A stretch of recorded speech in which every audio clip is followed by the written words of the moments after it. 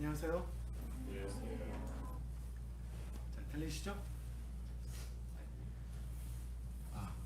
들리시나요?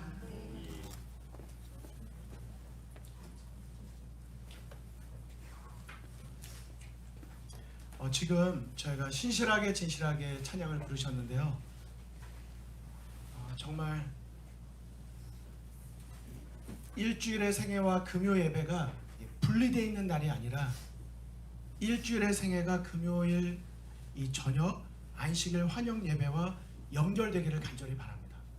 그래서 일주일 동안 힘들고 지치고 어려웠던 모든 것들을 금요 안식일 환영 저녁 예배 때 하나님께 다 내려놓고, 그리고 이 시간은 하나님께 드리는 우리의 드림의 시간이 되고 하나님께서 우리에게 주시고자 하셨던 것으로 우리의 영혼을 가득 채우는 시간이 돼서 금요 저녁 예배를 시작하면서 우리가 다시 안식일 속으로 들어가고 거룩하신 하나님 안에서 우리가 새로움을 또 새롭게 거듭나는 그런 매주 그런 안식일이 되기를 간절히 바랍니다. 그렇게 안식일을 지키다가 예수님의 재림의 날에 우리가 하나님의 나라에 들어가는 거죠. 그냥 반복적인 교회를 다니는 생활을 하다가 하나님 나라에 가는 것이 아니라 매주 안식일 신앙을 통해서 나를 돌아보고 내가 다시 하나님께로 향해 있는지 점검하고 또 채워지고 늘 하나님 안에 머물게 되는 것입니다. 지금 부르는 가사 하나하나가 진정으로 우리의 고백이 되고 여러분과 저의 삶에 성령께서 축복하시는 열매가 되기를 간절히 바랍니다. 아멘. 이제 저희가 금요 저녁 예배를 특별히 안식일 환영 예배라고 여러분에게 제가 일단 말씀을 드리면서, 올해는 목회부에서 좀 미안해도 한 명 한 명 정말 소중히 여기는 마음으로 금요 저녁 예배, 안식일 환영 예배에 오실 것을 계속 권장드리려고 해요. 봉사보다 중요한 게 예배입니다. 그리고 우리가 예배의 회복을 경험하면 우리의 생애가 하나님 안에서 회복이 돼요. 우리의 날마다의 생애가 하나님과의 동행이 되고 예배의 삶이 되기 위해서 우리가 하나님께 드리는 함께 모이는 이 예배를 정말 소중히 여기는 우리 모두가 되었으면 좋겠습니다. 감사한 건 이제 3주째가 되면서 이제 오시면 뒷분을 배려해서 자연스럽게 이쪽으로 모여서 먼저 앉아주시는 것, 그리고 이제는 이쪽으로 들어오시는 것이 큰 이제 어렵지 않은 것, 이제 모든 게 조금씩 익숙해져 가고 있는데요. 바라기는 지금 여기에 각 세대마다 계신데 저희가 이 시간이 아니면 이런 공간에서 모든 세대가 함께 모이는 시간이 없습니다. 피크닉 때나 큰 이벤트 때도 친교실에 모이지 여기는 안 모이거든요. 그런데 이런 공간에서 우리가 믿음의 가족됨을 느끼고 찬양으로 하나 되고 기도로 하나 되고 말씀으로 하나 되는 그런 뜨거움을 경험하는 그런 우리 예배의 부흥이 있는 우리 엘다솜 또 여러분과 저 우리 모두가 되기를 간절히 바랍니다. 이렇게 되기 위해서는 우리에게 몇 가지 연습할 게 있어요. 그 중에 하나가 아멘입니다. 이 아멘을 무슨 뜻인지 아시죠? 아멘이 무슨 뜻이죠? 내가 동의하다는 뜻이거든요. 그래서 입으로 시인하여 구원을 얻는다고 말씀하셨어요. 내가 자꾸 말로 하는 것이 내 것이 됩니다. 그리고 나는 아멘하고 싶은데 옆에 분이 계속 안 하잖아요. 그러면 자꾸 신경이 옆에 분으로 가요. 화났나? 나한테 무슨 냄새 나나? 뭐 이렇게 여러 가지 생각들이 들 수가 있어. 그래서 다른 생각이 아니라 말씀으로 집중하기 위해서는 아멘이 필요합니다. 제가 저희 집에서 가족 예배 드릴 때도 아멘을 자꾸 하게 더 강조를 드리는데, 이유가 뭐냐면 만약에 우리 지수가 있는데 지수가 지금 여기서 대표 기도를 해요. 근데 하늘에 계신 하나님 아버지 했는데 아무도 아멘 안 하고 가만히 기다려요. 그럼 처음에는 귀를 기울여 듣나 보다 생각하거든요. 근데 이렇게 해주셔서 감사합니다 그런데 아무도 아멘을 안 하잖아요. 그러면 내가 기도하면서 자꾸 딴 생각이 들어요. 내가 뭘 잘못하고 있나? 그래서 좀 뭔가 힘을 줘가지고 하나님 이 시간에 성령님 역사해 주시옵소서 했는데 아무도 아멘을 안 하잖아요. 그러면 갑자기 외로워지고 난 지지를 못 받는 사람인가 봐 이런 생각이 들고 내가 왜 괜히 대표 기도를 한다고 그랬을까? 막 시험을 받게 돼요. 그런데 기도에 한 번 아멘 하는 것으로도 그 사람이 내가 얼마나 이 공동체에서 사랑을 받고 있고 내가 지지를 받고 있는지를 느낄 수가 있어요. 사실 아멘이 우리를 하나 되게 하는데 굉장히 중요한 역할을 합니다. 또한 나로 하여금 이 순서의 말씀에 더 집중할 수 있도록 해주기도 하는 거예요. 괜찮습니까? 아멘. 근데 아멘이 서로에게 감화가 있어요. 진짜 감화가 있어요. 옆에 분이요 큰 소리로 아멘하지 않아도요, 전 장로님께서 맨 앞에 앉으셨는데 제가 설교할 때 작은 목소리지만 아멘 딱 한 번 하시잖아요. 그럼 그게 용기가 돼요. 용기가 되고 내가 지금 부족한 입술로 말하지만 성령 하나님께서 누군가의 마음에는 말씀하고 계시는 확신이 들기 때문에 말씀을 전하는 자나 우리 옆에 있는 분들에게 감화를 끼칩니다. 그래서 우리가 하늘나라에 같이 가는 거예요. 내가 옆에 분에게 뭐하고 있다? 감화를 끼치고 있다. 자, 옆에 분 한번 보시고 감사합니다 이렇게 한번 또 인사도 좀 해주시고 해주시고 네. 지금은 아멘은 아닙니다. 지금은 네, 그리고요 그래서 이 우리 금요 저녁 예배만큼은요 정말 따뜻하다. 그리고 진짜 우리 한 믿음의 가족이구나, 말씀의 한 공동체구나, 이걸 느낄 수 있도록 우리 더 가까이 다가갔으면 좋겠습니다. 오늘 말씀의 제목은 나의 의지와 온전한 순복이라고 하는 제목인데요. 먼저 고린도후서 4장 16절 말씀 같이 읽도록 하겠습니다. 시작. 그러므로 우리가 다시마지 아니하니 우리의 속사람은 낡아졌으나 우리의 속사람은 날로 새로워지고자. 이게 어린아이들이 기억절을 암송을 하면요 고린도후서 4장 16절 말씀 아멘 여기까지 하거든요. 초등학생까지는 아멘을 잘해요. 근데 중고등부 이제 올라오면서 점점 노트 필기 안 하고 점점 이제 말도 안 하고 이제 주머니에 자꾸 손 들어가거든요. 찬양 율동도 안 하고. 근데 그렇게 가는 게 아니라 우리가 위로 갈수록 나이를 먹을수록 우리의 속사람이 더 새로워져야 됩니다. 그래서 말씀이 끝나면 일단 아멘은 그냥 훈련과 연습이 돼야 돼요. 그러니까 저희가 다 잘 아시지만 조금씩 우리가 더 훈련을 좀 해가도록 할게요. 우리 맨 마지막 줄만 같이 한번 읽고 아멘 하겠습니다. 시작. 우리의 속사람은 날로 새로워지도다. 아멘. 이거 아멘입니까? 질문 드리고 싶어요. 여러분은 정말 내 속사람에게 관심이 많으세요? 일주일을 보내오는 동안에 어쩌면 오늘 하루를 보내는 동안에 내 속사람이 새로워짐을 경험하기를 기도하고 또 그것을 경험한 것 때문에 기쁘고 감사하세요? 우리가 이번 기 동안에는 사실 이거를 경험하려고 하는 거예요. 이번 기 동안에 성령 예수님 안에 거함이라고 하는 이 책자 못 받으신 분은 우리 저 입구에서 꼭 받아가 주시고 매 예배 때마다 총 10장 한 장씩 가는데 읽어오시면 제일 좋고 여기서 들으신 다음에 안식일날 돌아가셔서 몇 분 안 되거든요. 여기서 제가 빼먹는 것도 있으니까 읽어보시면 좋아요. 그런데 이 모든 거의 핵심은 뭐냐면요 결국 내 속사람이 새로워지는 경험을 하는 거예요. 우리가 교회를 수없이 다니면서 겉사람은 익숙해져 가고 능숙해져 가는데 속사람이 새로워지는 경험을 하지 못할 때 우리는 이질감을 느끼고 내가 위선 같다는 느낌이 들고 점점점 약해진다는 걸 느끼게 돼요. 어떻게 하면 우리의 속사람이 날로 새로워질 수 있을까? 첫째 날 예수님께서 우리에게 가장 귀한 선물을 주셨다. 내가 너희를 떠나가는 것이 너희에게 유익이라. 그리고 주신 게 보혜사 성령이라는 것을 배우셨어요. 그래서 우리의 기도와 날마다의 생애 가운데 성령의 역사가 얼마나 중요한지 몰라요.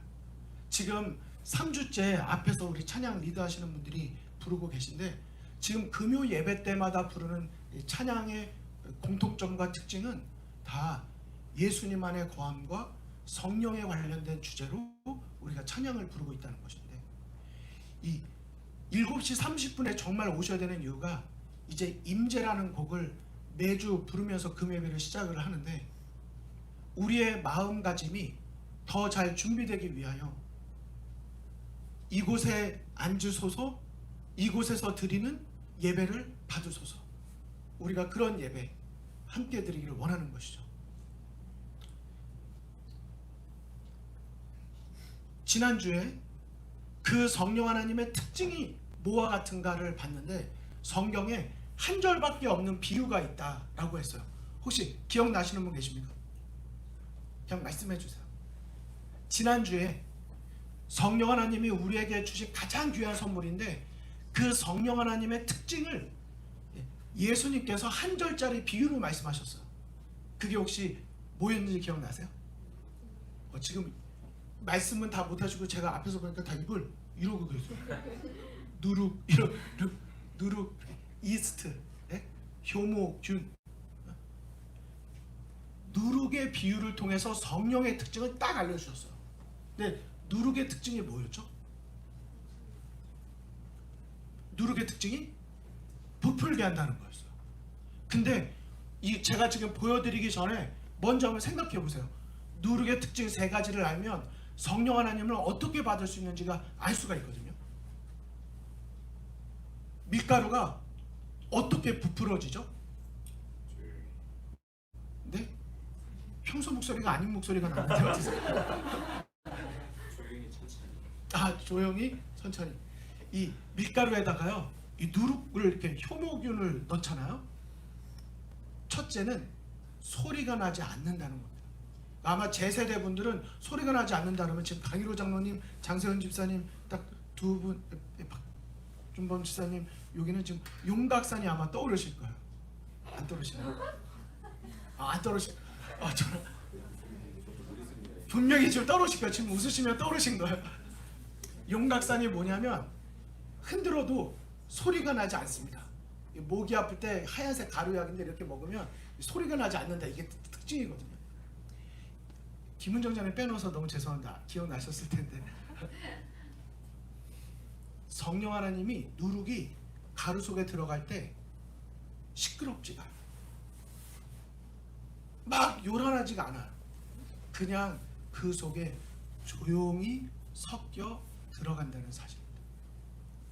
2번째는 그렇게 들어간 다음에 자기 자신이 다 산화돼서 사라지고, 자기는 드러나지 않지만 그 함께 있던 그 밀가루를 어떻게 해요?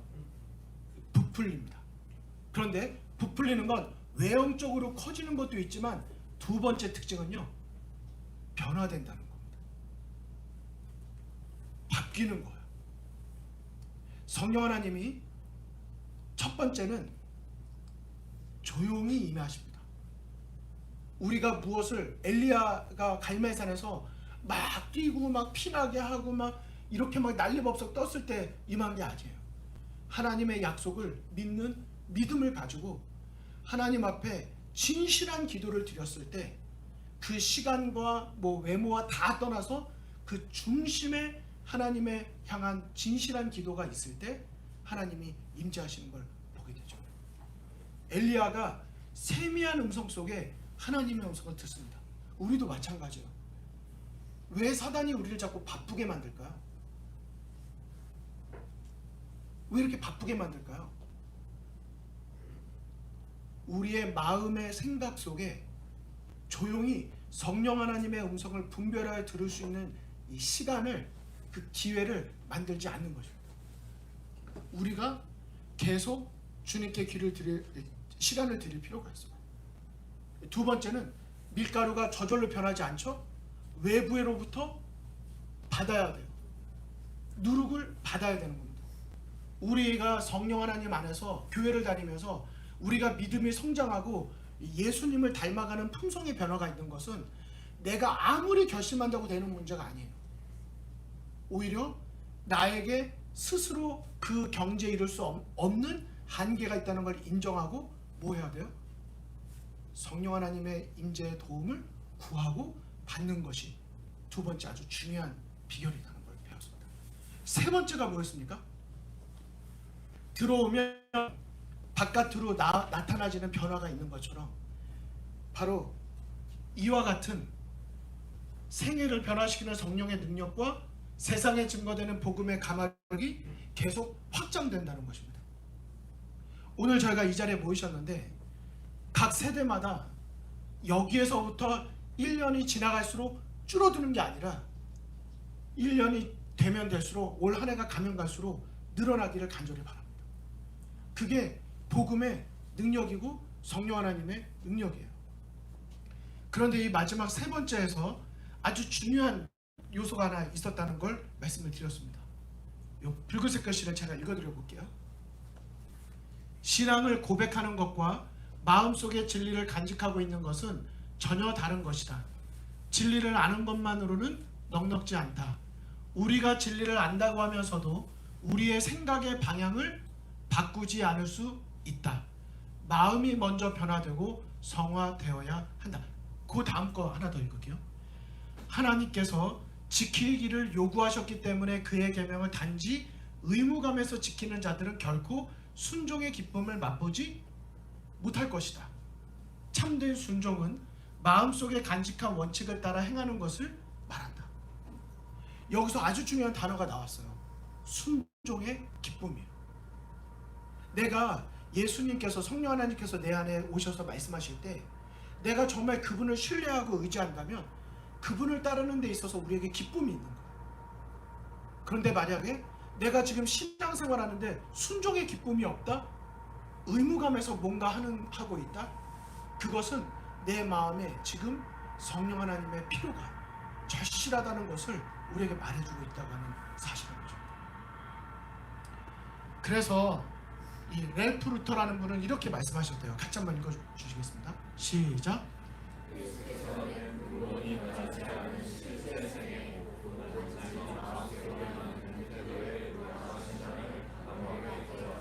예수님께서 정말 거절하신 신앙이 있다. 마음속에만 있는 신앙, 그냥 생각으로만 하는 신앙. 그러나 그런 우리를 변화시키는 역사는 시대 소망의 말씀에 보니까 누가 해주세요?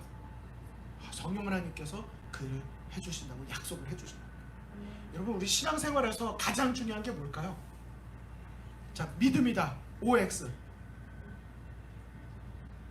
신앙생활에서 믿음이 가장 중요하다. OX. 하나, 둘, 셋. 왜 말씀 안 해요? 하나, 둘, 셋. 네?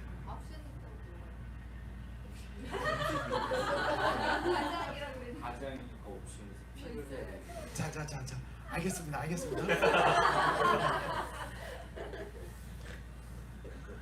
너무 심하게 웃지 말아주세요.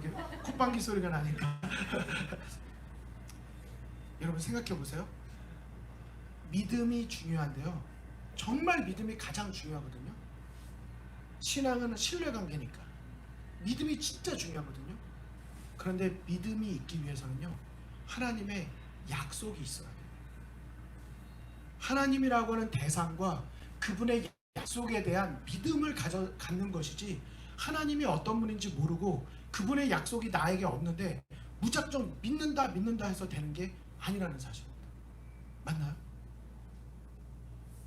마찬가지로 저희가 교회를 다니면서 제가 지난주에 마지막 호소를 드리면서 이 두 가지 그림을 보여드렸었는데 이거를 다시 복습을 안 할 수가 없어요. 우리는 교회 다니면서 자꾸 어디에 신경을 많이 쓰냐면 여기에 신경을 많이 써요. 아, 저 사람은 얼마짜리 물감인가, 저 사람보다 내가 물감의 질이 좀 더 좋은 질인가 아닌가, 여기에 초점을 많이 맞춰요. 하지만 신앙생활에서 진짜 중요한 건, 그림 그리는데 진짜 중요한 건 물감의 재질이 얼마나 좋고 나쁘냐의 문제가 아니라 그 붓이, 그 물감이 누구의 손에 들려졌느냐가 더 중요한 거죠. 이해되시죠? 그러니까 저희가 지금 초점이 내가 성령의 임재를 받아야 되는데, 내가 이걸 잘해야 되는데, 이런 생각을 갖게 되는 건 마치 뭐와 똑같으냐면 우리가 계속 자꾸 그걸 따지는 거예요. 물감에 초점을 맞추는 거예요. 근데 하나님이 우리가 초점 맞추기를 원하시는 건 뭐예요? 내가 얼마짜리 물감이냐면 중요하지 않다. 이런 내 삶을 맡아주실 수 있도록 주님께서 나에게 약속을 주셨으니 그분께 내 마음을 열어서 그분께 드리는 게 중요해요. 믿음으로 드리는 거예요.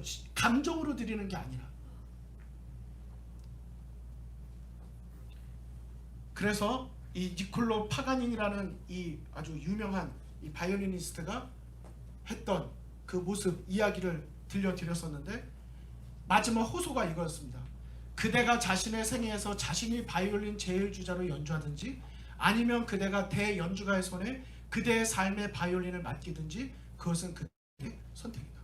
얼마짜리 바이올린이냐가 중요한 것이 아니다. 내 삶을 연주하실 수 있도록 주님께 나를 드릴 것인가 그렇지 않을 것인가. 내가 뭔가 잘해가지고 이런 신앙이면 대저 하나님 하고 멋진 연주 작품을 드릴 것인가 아니면 주님 저 이런 모습이지만 저 연주해 주세요 하고 있는 모습 그대로 하나님께 내 자신을 맡길 것인가. 그분의 약속을 주장하면서 구하는 자에게 주시겠다는 약속을 믿고 내가 주님께 날마다 주님 나를 붙들어 주시고 인도해 주시기를 간구할 것인가. 그것도 우리의 선택에 달려있다는 것입니다. 그래서 우리 다시 한번 우리 신앙이 인본주의 신앙에서 벗어나서 다시 하나님 중심의 신앙이 되기를 간절히 바라는 것이죠. 에베소서 5장에 말씀하셨습니다. 잠자는 자여 깨어서 죽은 자들 가운데서 일어나라. 오직 성령으로 충만함을 받으라. 귀 있는 자는 성령이 교회들에게 하시는 말씀을 들을지어다. 오늘 이 시간 성령께서 여러분과 저에게 하시는 말씀, 음성을 듣게 되기를 간절히 바랍니다. 그렇다면 오늘 어떻게 성령 하나님께서 우리 안에 역사하실 수 있도록 우리가 어떻게 해야 될 것인가. 그러니까 지금 첫째, 둘째, 셋째가 계속 이어지는 말씀인데 어쩌면 오늘 3과랑 4과는 아주 직접적으로 연결이 되어 있거든요. 어쩌면 좀 방법론적인 어떤 이런 면일 수도 있는데 정로의 계단에 또 나와 있는 Steps to Christ, 하나님께 나아가는 그 계단에 있어서의 한 단계에서 오늘 우리가 중요하게 생각할 것을 하나 좀 듣도록 하는 것입니다. 예수님 안에 거함 이 40쪽에 보면 이런 말씀이 나옵니다. 우리 이쪽에 계신 분들이 한번 읽어주실까요? 이쪽에 계신 분들이 시작. 예수님을 신뢰하는 사람은 누구든지 자신을 그분에게 택한다. 이것은 우리가 예수 그리스도를 통하여 신뢰하는 이에게 택하기 때문에 구원받았다는 뜻이다. 신뢰하는 순복은 신앙의 분명하고 가사적인 표이다. 전적인 순복은 구원의 열쇠이며 죄의 영역에 대한 승리 그리고 성령 충만의 열쇠이다.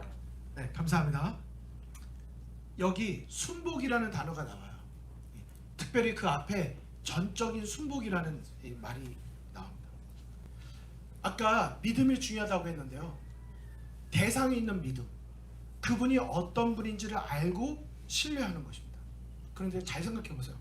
자, 하나님을 신뢰해요. 그러면 당연히 그분이 어떤 분인지 신뢰하기 때문에 나를 의지하지 않고 그분을 의지하게 됩니다. 맞습니까? 그분을 신뢰하면 나보다 그분을 더 신뢰하면 내 생각대로 하는 게 아니라 그분의 방법과 뜻대로 그분을 의지하게 된다는 말씀이에요. 맞나요? 그런 사람의 삶에는 하나님의 말씀에 순종하는 열매를 맺게 되어 있습니다. 왜? 그분을 신뢰하니까. 순종의 열매를 맺게 되는 거예요. 맞죠?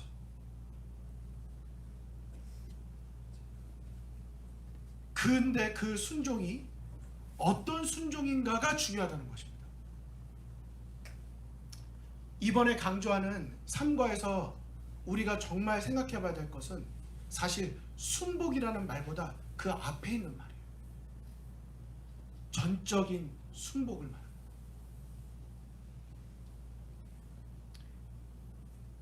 만약에 자녀가 부모에게 난 아빠가 나 이거 할 줄 모르니까 아빠가 어떻게 하는지 알아 라고 이야기하고 아빠를 믿는다고 했어요. 그래서 아빠로서 아이에게 그래 아빠 말대로 해 그러면 다 잘 되니까 하고 이렇게 하라고 알려줬습니다.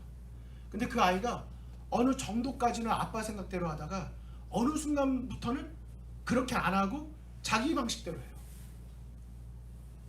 왜 그럴까요? 그 순간 바뀐 순간부터 아빠가 말한 것보다 내가 생각하고 알고 있는 것이 될 거라는 생각, 맞다는 생각, 이것이 옳다는 생각이 들어왔기 때문이에요. 맞나요? 그 행동이 나온 것은 그 행동 전에 마음의 생각이 바뀌었기 때문이에요. 그래서 처음에는 내가 선택했어요. 뭐를? 아빠의 말에 순종하고 아빠의 뜻대로 하겠다고. 근데 중간에 노선을 바꾸는 것입니다. 자기의 선택과 의지를 바꾸는 거예요. 왜? 생각이 바뀌었기 때문에. 그런데 시대의 소망의 말씀해 보니까 우리에게 아주 도전이 되는 중요한 말씀들이 나옵니다. 그리스도의 말씀을 믿고 전적으로 예수의 보호하심의 영혼을 뭐하고요? 잘 보세요. 이게 자연스러운 거예요. 믿었잖아요? 그럼 그 다음 뭐하게 돼 있어요? 맡기게 돼 있어요. 자, 영혼을 맡겼어요. 자, 내 영혼을 주님께 맡깁니다. 자, 그럼 그 다음에 어떻게 될까요? 또 그 명령하심의 생애를 맡기는 자들은, 자, 내 영혼을 맡겼기 때문에 내 생애를 그분께 맡기게 되는 거예요. 근데 그런 자들에게는 평강과 평안함을 얻을 것이다. 자, 왜 평안함을 얻게 될까요? 그분을 신뢰하고 그분께 모든 걸 맡겼기 때문에 더 이상 내가 염려할 게 없어지는 것이죠. 예수께서 당신의 임재로서 그들을 기쁘시게 하실 때에는 세상에 아무것도 그들을 슬프게 하지 못한다. 완전한 순종에는 완전한 쉼이 있다. 여러분 이거 정말 중요한 말이거든요. 한번 따라해 주실까요? 완전한 순종에는 완전한 쉼이 있다.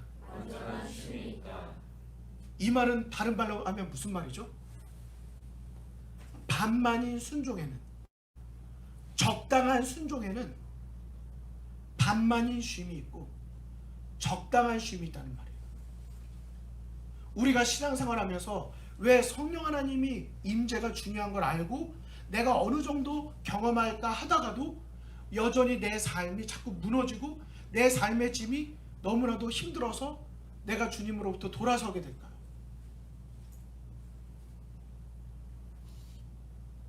조금 더 보시겠습니다.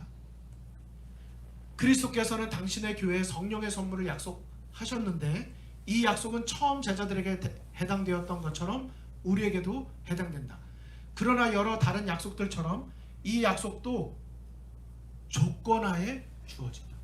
자, 성령 하나님이 우리에게 약속된 최고의 선물은 맞아요. 그런데 조건이 있어요. 무슨 조건인가? 주의 약속을 믿고 그것을 주장한다고 공언하는 자들이 많다. 그들은 그리스도에 관하여 성령에 관하여 말하지만 그 다음 뭐라고 되어 있습니까? 아무런 유익을 얻지 못한다. 그들은 거룩한 능력의 지도와 제재를 받도록 그 다음에요 영혼을 복종시키고자 하지 않는 거예요. 저희가 10주 동안 금요예배 빠지지 않고 와가지고 성령의 임재의 중요성, 그분이 정말 내 문제의 핵심이었다는 거, 또 여러 가지 얻을 수 있는 방법에 대해서 듣는다 해도 우리가 그 말씀을 듣고 그냥 떨어뜨리면 안 되고요. 좋은 씨앗이 좋은 땅에 내려져서 열매를 맺기까지는 돌밭에 떨어지고 세상의 염려나 다른 것들이 그걸 다 쪼아 먹었던 것처럼 우리가 내 마음속에서 자리 잡을 수 있기까지 우리가 그것을 소중히 여기고 기도하면서 그것이 내 삶에 적용될 수 있도록 하나님께 드리는 연습이 필요해요. 내가 머리로 듣고 귀로 듣고 알게 되고 이해한 것을 내 삶에 실제 적용하는 영혼의 복종, 순복의 과정이 필요하다고 하는 사실입니다. 자, 조금 더 보실게요. 우리는 성령을 사용할 수 없다. 성령을 통하여 하나님께서는 당신의 백성 안에 자기의 기쁘신 뜻을 위하여 소원을 두고 행하게 하신다. 그러나 많은 사람이 여기에 복종하지 않을 것이다. 자, 지금 저희가 귀로 듣고요, 고개로 끄덕일 수 있어요. 그런데 그것이 내 삶으로 들어와서 오늘 저녁에 집에 돌아가는 동안에나 집에 돌아가서 내 삶에 실천되도록 하는 그것은 우리의 의지에, 나의 선택의 열매라는 사실입니다. 자, 그래서 여기 뭐라고 되어 있어요? 그들은 같이 한번 읽으시겠습니다. 시작. 그들은 그들 자신을 주장하기를 원한다. 이것이 바로 저희가 하늘의 선물을 받지 못하는 이유다. 오직 겸손히 하나님을 섬기며 하나님의 은혜와 지도를 기다리는 자들에게만 성령을 주신다. 뭐하는 자들에게요? 주님께서 약속하신 성경을 내 마음에 달라고 우리가 구하고 기다리는 거예요. 정말 그 시간이 우리에게 필요한 것입니다. 우리가 머리로 동의하고 뭐 하지 않느냐면 성령을 내 안에서 역사할 수 있도록 마치 이스트를 넣었어요. 그럼 그 다음 뭘 해야 되죠? 이스트만 넣으면 부풀어 오르나요? 이스트를 넣고 섞여 들어가도록 반죽을 해줘야 돼요. 마찬가지로 우리가 성령 하나님이 내 마음에 오셔서 그 일을 하실 수 있도록 우리의 마음의 생각을 주님께 드리는 기도의 시간이, 실제적인 시간이 우리에게 필요하다고 하는 사실입니다. 아마 여러분 지금 돌아보시면 내가 교회를 다니고 많은 걸 들었음에도 불구하고 왜 내 삶에 이것이 열매로 맺히지 않았을까를 만약 고민하고 있다면 거의 안 하신 것이 있으실 거예요. 개인적으로 그 말씀이 내 생에 열매를 맺도록 개인적인 기도의 시간을 안 가지셨어요.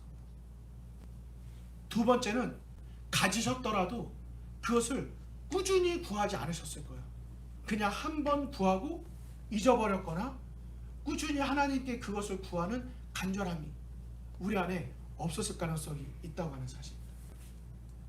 하지만 여기에 약속하셨어요. 그분은 받을 수 있는 역량대로 각 영혼에게 공급하려고 뭐하고 계시다고요? 준비하고 계시다고요. 그는 전적인 순복을 통해서 받을 수 있는 은혜와 능력과 품성의 힘을 받지 못했다. 제가 이 책을 보다 보니까 이 책을 쓰신 분이 누구냐면 이분이세요. 이 헬먼 하우벨이라고 돼 있는데 이 목사님이 자신의 신앙 고백, 내가 어떻게 하나님과의 교제 신앙을 하게 됐는지 여기 아주 짧게 넣으셨는데 그 내용은 이렇습니다. 그분은 원래 비즈니스맨이었어요. 36세 될 때까지 그분은 사실 순복을 경험한 본 적이 없었습니다. 하나님이 내 삶의 주인이 되시는 실제적인 경험을 그분이 못 하셨어요. 그런데 36세 때 친구, 목사였던 친구가 갑작스럽게 사망을 하게 됩니다. 그리고 자기 자신에게 질문을 던져요. 나는 왜 목사가 되지 않았을까? 만약에 하나님께서 나를 목사로 부르셨다면 나는 어떻게 반응했을까라는 처음 그 질문을 갖게 됩니다. 그런데 그 다음에 아주 기가 막힌 말이 나와요. 나는 이것을 전혀 원치 않았다. 나는 한 주 내내 이 문제로 고뇌하였다. 나는 아침과 정오와 저녁에 하나님과 뭐 했다고 그랬어요? 이 표현이 되게 재밌어요. 그 질문이 들어왔는데 이 목사님이, 그때는 목사님이 아니죠. 그냥 청년이에요. 여러분처럼. 그런데 하나님하고 자꾸 협상을 하는 거예요. 그때마다 나는 내가 왜 목사가 되기를 원치 않으며 대신에 내가 할 수 있는 것을 누구한테요? 하나님한테 설명한 거예요. 내가 왜 목사가 되지 않아야 되는지 그 이유를 자꾸 하나님께 이야기를 한 거예요. 근데 그 다음에 이렇게 말해요. 한 주일 후 나는 하나님께서는 분명히 나의 반론들을 듣지 않으신다는 것을 뭐 했다고요? 인정했어요. 저는요, 요 한 문단 속에 우리가 진짜 배워야 될 게 요 한 문단 속에 있다고 생각해요. 이번 3과에서 여러분과 저의 신앙생활 속에 정말 필요한 게 뭐냐면, 하나님께서 어떤 누군가를 통해서 나에게 어떤 음성을 들려주실 때 우리가 그것을 간과하고 지나친다는 문제가 있어요. 머리로 듣고 지나치는 거예요. 근데 이분은 친구가 목사였던 친구가 사망하는 일 속에서 성령께서 나에게 한번 생각나게 해주신 그 음성을 들었을 때 그걸 어떻게 했어요? 그것을 그냥 버리지 않고 그걸 가지고 하나님과 씨름했어요. 처음에는 자기의 입장을 고수하고 주장했어요. 하지만 나중에 그분이 어떻게 했습니까? 하나님 앞에서 내 중심을 보고 계신 하나님을 인정하게 된 거예요. 내가 왜 진짜 목사가 되려고 하지 않나? 사실은 내 마음속에 다른 동기가 있었던 거죠. 내가 하나님께서 나에게 어떤 음성을 들려주실 때 전적으로 순복하기보다는 내가 내 의지와 내 방식과 내 뜻을 더 주장하고자 하는 마음이 사실은 그 마음속에 있었다는 것을 겸허하게 인정한 것입니다.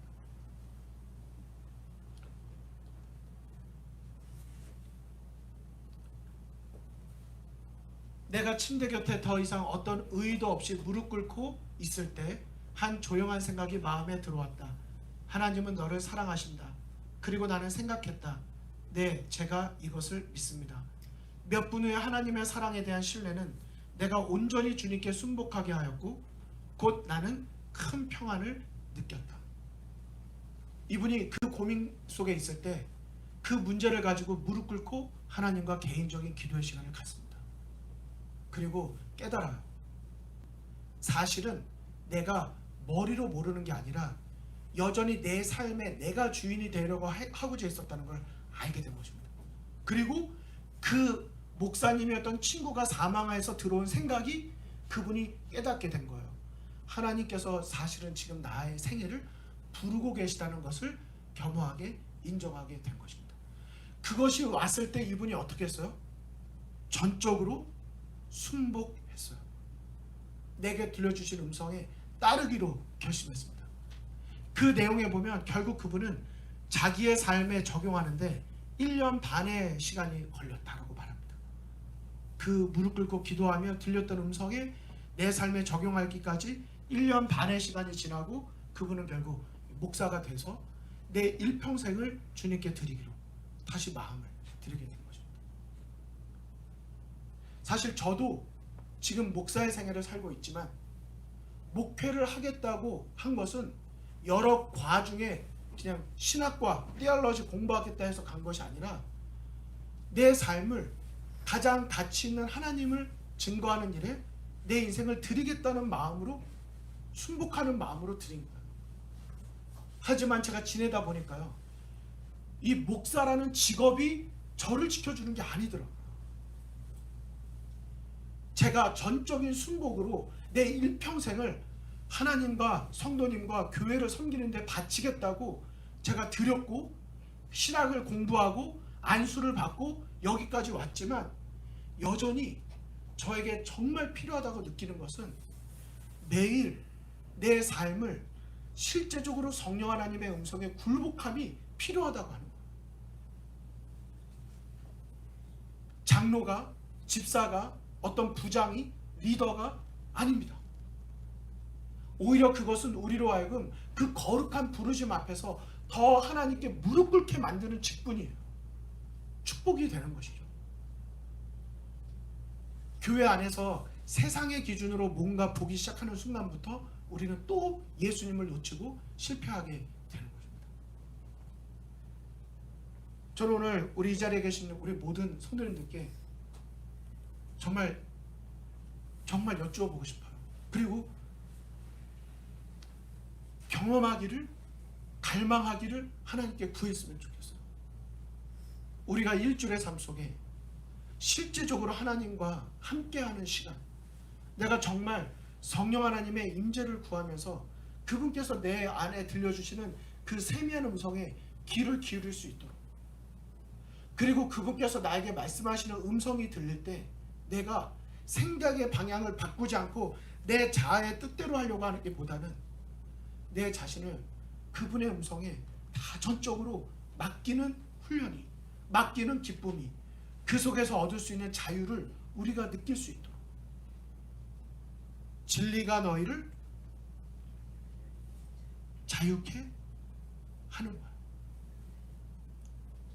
오늘 나눈 이 모든 챕터의 내용이 사실 정로의 계단에 보면 헌신이라고 하는 장이 있습니다. 헌신. 그 장에 보면 오늘 이 모든 내용들이 잘 정리돼서 나와 있어요. 진짜 우리의 싸움, 신앙생활하면서 우리가 진짜 싸울 사람은 옆 사람이 아니다. 우리가 가장 싸워야 될 사람은 바로 내 자아이다. 그리고 내 자신을 하나님께 완전히 다 드리도록 하지 못하게 만드는, 아니 매일의 생활 속에 내 자신을 하나님께 드리는 연습이 바로 우리의 기쁨이 되고 하나님께서 우리 안에 하시는 역사가 된다는 사실을 말해주고 있는 거죠.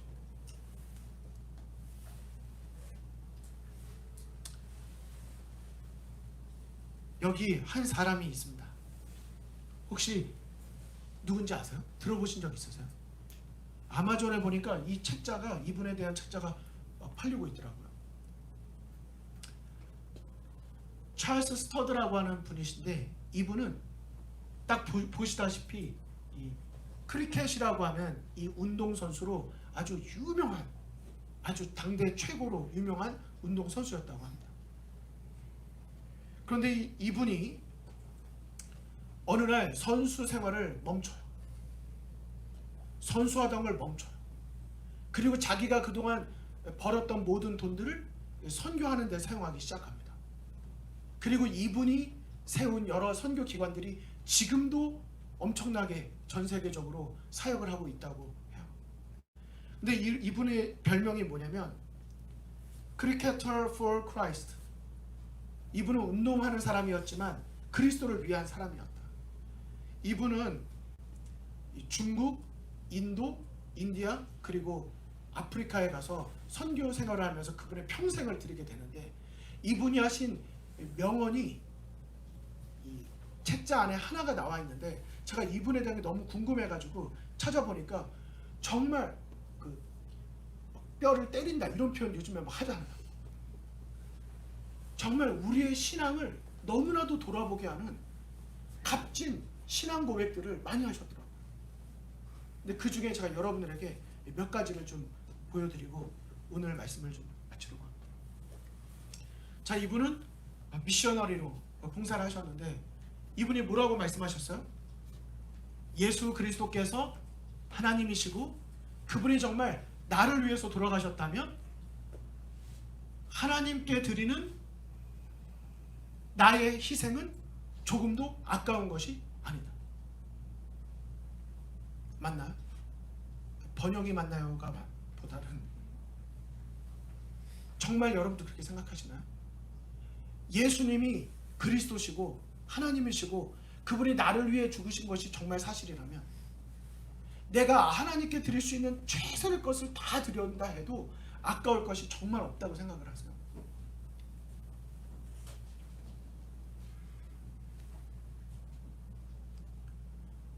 오직 하나의 생애, 그 모든 건 아주 빠르게 다 곧 지나갈 것이다. 그리스도를 위해서 우리가 한 그 모든 것만이 결국 남게 될 것이다. 정말 그래요.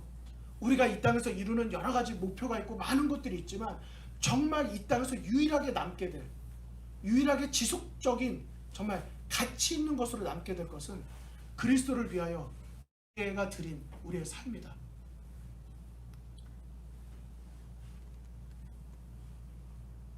나에게 정말 유일한 기쁨이 있어요. 하나님께서 나에게 하라고 어떤 것을 주셨을 때 내가 그것을 거절하지 않고 정말 하나님의 말씀에 순종해서 내 자신을 드리는 것이 나에게 가장 큰 기쁨이다.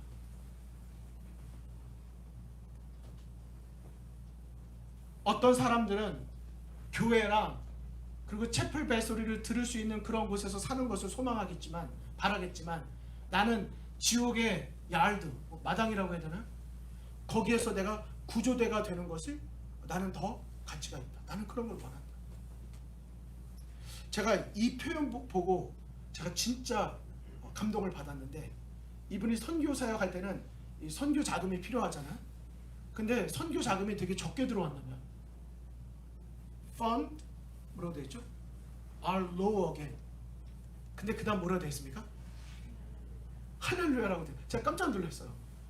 선교 자금이 적게 들어왔어요. 또 근데 할렐루야래요. 왜 할렐루야라고 말했습니까? 네? 그것이 의미하는 건 뭐예요? 하나님이 우리를 믿어주시고, 또 그것은 우리의 손에 하나님의 명성을 기꺼이 남겨주신 거기 때문에, 내가 재정 때문에 되는 것이 아니다, 하나님께서 이 일을 이루시는 것이다 라고 하는 징표로 그가 이 모든 걸 받아들이는 거예요. 어떻게 이런 고백들이 나올까요? 그분이 한 가지 더 말이 더 있습니다. 진실한 크리스찬은 그리스도를 위해서 필사적인 모험을 즐기고 하나님으로부터 위대한 일들을 기대하고, 또 뭐예요? 그 같은 것을 기쁨으로 시도한다. 제 해석이 맞나요? 진정한 그리스도인은요, 안정된 삶, 그냥 내가 안에서 여기서만 이렇게 지내는 것이 아니라 진짜 하나님을 기대하기 때문에 더 많은 것을 시도하고 더 많은 것을 하나님의 역사로 만들기를 원하고 기뻐한다고 말하고 있는 것입니다. 이것은 그냥 내게 있는 몇 가지 것들에 집중하는 것이 아니라 성령 하나님의 약속을 믿기 때문에 이 모든 것이 가능하다고 하는 것이죠. 여러분과 저의 신앙이 글쎄요, 어쩌면 오늘 듣는 내용들이 우리에게 조금은 좀 버거운 내용으로 들릴지 모르겠지만, 오늘 들은 말씀들이 생명의 말씀이 되고 내 자신을 일깨우고 다시 시작할 수 있도록 도두는 그런 불씨가 되기를 간절히 바랍니다. 안주하고 그냥 그런 신앙이 아니라 나도 하나님을 체험하고 경험하는 신앙이 될 수 있도록 우리의 믿음을 하나님께 더 온전히 드리는 것이죠. 순복은 한편만의 일이 아니다. 예수님은 먼저 자신을 우리에게 주셨다. 사실 우리가 하나님께 전적으로 순복해야 되는 이유는 그분께서 먼저 그분 자신을 우리에게 주셨기 때문입니다. 책에 보니까 마지막 이렇게 말하더라고요. 순복에는 5단계가 있다고요. 헌금의 순복은 가장 낮은 수준이다. 시간의 순복은 그 다음 수준이다. 우리의 능력과 기술과 봉사의 순복은 그 다음 수준이다. 이전에 언급한 모든 것을 포함하는 모든 두려움과 희망의 순복은 그 다음 순복이다. 의지와 생애를 예수께 완전히 순복함을 뜻하는 우리 전 조의 순복이, 마지막 순복이 진정한 최고의 순복이다. 여러분 아멘입니까? 우리는 어쩌면 이 헌금을 드리는 것에 그 가장 낮은 수준의 그것이 우리에겐 가장 힘든 일이 되고 있지는 않았나? 아닙니다. 헌금, 시간, 능력, 기술, 봉사, 그리고 이런 어떤 것들을 할 때 두려움과 희망에 대한 어떤 것들, 그러나 진정한 우리의 순복은 나의 의지를 주님의 뜻에 굴복하는 것, 주님께서 내 안에서 약속하신 것을 그분께서 하실 수 있도록 하는 것을 말하는 것입니다. 오늘 말씀을 줄이면서 우리 한 구절을 따라해 주시면 감사하겠습니다. 위대하신 우리 주님은 내게 어떤 것을 원치 않으신다. 그분은 나를 원하신다. 여러분 아멘이십니까? 그분은 우리의 어떤 것을 원하시는 것이 아니라 우리 자신, 나를 원하고 계십니다. 우리의 마음의 전부를 하나님께 다시 드릴 수 있도록 우리가 이번을 계기로 해서 다시 한번 기도드리며 주님께 나아가는 우리 모두가 되기를 간절히 바라면서 말씀을 마치도록 하겠습니다. 오늘 시간 관계상 제가 기도드리고 마치도록 하겠습니다.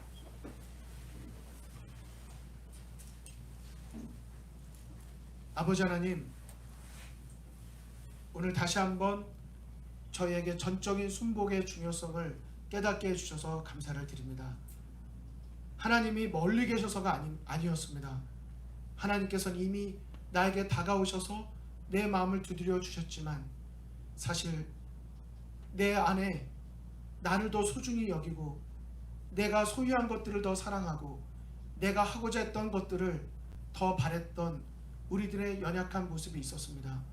주님, 우리의 부족한 모습 불쌍히 여겨주시고 용서하여 주시옵소서. 하나님보다 더 사랑했던, 세상을 더 사랑했던 우리들의 모습을 주님 이 시간 주님께 드리오니 예수님 다시 한번 우리들의 마음의 연약함을 위로해 주시고 예수 그리스도 안에서 다시 새로움을 경험할 수 있도록 인도하여 주시옵소서. 우리의 속사람이 새롭게 거듭나기를 간절히 원합니다.